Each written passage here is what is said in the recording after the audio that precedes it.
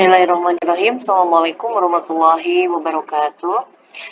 Baiklah, pada pertemuan kali ini kita akan membahas materi yaitu tentang teks editorial ya. Dan ibu sekalian, ya. Adapun KD-nya kompetensi dasar yang akan kita pelajari di sini yaitu tentang mengidentifikasi informasi yaitu pendapat, alternatif, solusi, dan simpulan terhadap suatu isu dalam teks editorial ya. Kemudian, adapun yang disebut dengan teks editorial yaitu sebuah teks yang berisi pendapat pribadi seseorang terhadap suatu isu atau permasalahan secara aktual ya. Kemudian tujuannya dari teks editorial itu yaitu untuk mengajak pembaca agar ikut berpikir dalam masalah ya atau sebuah isu atau topik yang sedang terhangat yang terjadi di dalam kehidupan sekitar ya. Serta untuk menggerakkan pandangan kepada pembaca terhadap isu yang sedang berkembang ya.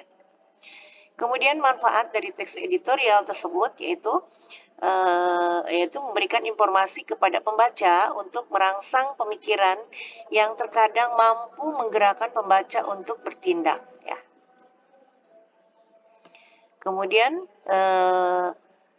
ciri-ciri dari teks editorial itu yaitu diantaranya tema atau tulisan selalu hangat, aktual, dan faktual, kemudian bersifat sistematis dan logis ya.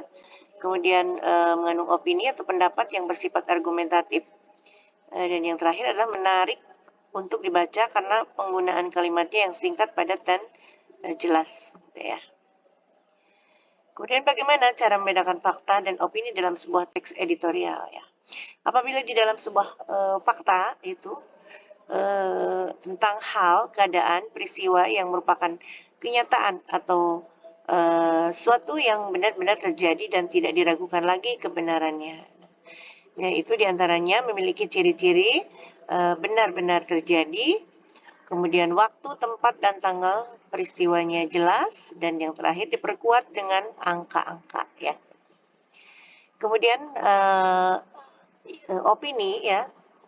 Tadi fakta ya, sekarang opini. Itu opini adalah sebuah pendapat, penilaian atau pendirian sesuatu yang kebenarannya masih perlu untuk diuji bentuknya ya. Karena berupa pendapat di situ ya. Opini-opini dan berarti menyoroti hal-hal diantaranya yaitu penilaian positif atau negatif terhadap masalah yang dikupas, kemudian harapan redaktur atau harapan masyarakat luas, kemudian pendapat redaksi yang menyoroti pendapat atau kebijakan tokoh penting yang berkaitan dengan masalah yang dibahas, baik setuju ataupun tidak setuju. Ya.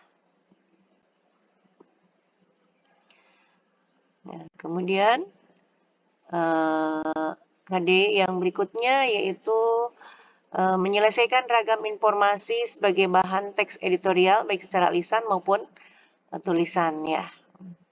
Itu meliputi diantaranya menentukan isu aktual dari berbagai media informasi ya. Menentukan bahan ya isu aktual untuk membuat teks editorial dengan cara diantaranya adalah menentukan topik permasalahan yang akan ditulis dalam teks editorial. Kemudian dapat memilih topik yang sedang banyak diperbincangkan masyarakat, kemudian mendata semua hal yang berhubungan dengan topik permasalahan yang akan diangkat dalam teks editorial. Ya, kemudian carilah informasi dari internet, media massa, menonton televisi, dari obrolan orang lain dan sumber informasi yang terpercaya. Ya. Nah, setelah itu baca dan pahami informasi yang kamu kumpulkan. Ya. Kemudian untuk menyampaikan pendapat disertai argumen atau pendukung. Argumen merupakan pemberian alasan atau contoh dan bukti sehingga pembaca membenarkan pendapat gagasan atau opini dari penulis ya. Sebuah teks editorial atau opini memang didominasi oleh pendapat berupa sudut pandang penulis terhadap suatu permasalahan ya. Nah, kemudian yang berikutnya adalah menganalisis struktur dan kebasahan teks editorial ya. Nah, struktur dari teks editorial itu diantaranya adalah meliputi 3 langkah ya, yaitu pertama adalah pernyataan pendapat atau tesis, kemudian yang kedua adalah argumentasi, dan yang ketiga adalah penegasan ulang. Yang bagaimana pernyataan pendapat atau tesis itu? Yaitu memicu ke suatu bentuk pernyataan atau dapat juga sebuah teori yang nantinya akan diperkuat oleh argumen ya. Kemudian struktur yang berikutnya adalah argumentasi, yaitu dapat berupa pernyataan umum, generalisasi, atau dapat juga berupa data, hasil penelitian, pernyataan para ahli, atau fakta-fakta yang disertai atas referensi yang dapat dipercaya. Kemudian yang berikutnya, yang terakhir adalah penegasan ulang. Nah, pada bagian ini berisi penguatan kembali atas pendapat yang telah ditunjang oleh fakta-fakta dan bagian argumentasi terdapat pada bagian akhir teks, gitu ya. Nah, kemudian apa saja kaidah kebahasaan dalam teks editorial? Yaitu ada adverbia, adanya konjungsi, adanya verba material, ada verba rasional. Ya. Adverbia yaitu menggambarkan makna berhubungan dengan tingkat kekerapan terjadinya suatu yang diterangkan oleh adverbia itu. Ya. Kemudian konjungsi yaitu kata hubung, ya, yaitu yang merupakan kata untuk menghubungkan kata-kata, ungkapan-ungkapan atau kalimat-kalimat dan tidak untuk tujuan atau maksud lain. Ya. Kemudian verba material yaitu merupakan verba yang menunjukkan perbuatan fisik atau peristiwa, contohnya menyanyi, menulis, dan lain sebagainya ya.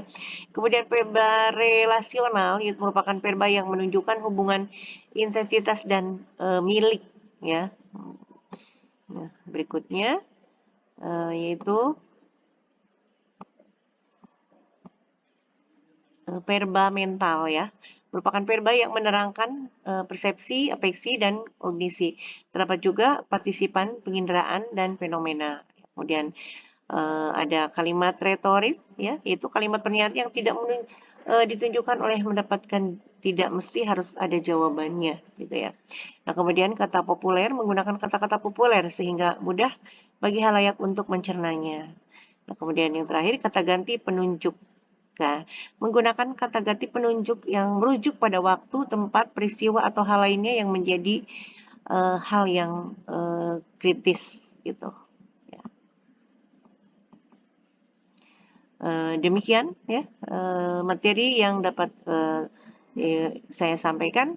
Terima kasih atas segala perhatiannya dan mohon maaf atas segala kekurangannya. Semoga bermanfaat untuk kita semuanya.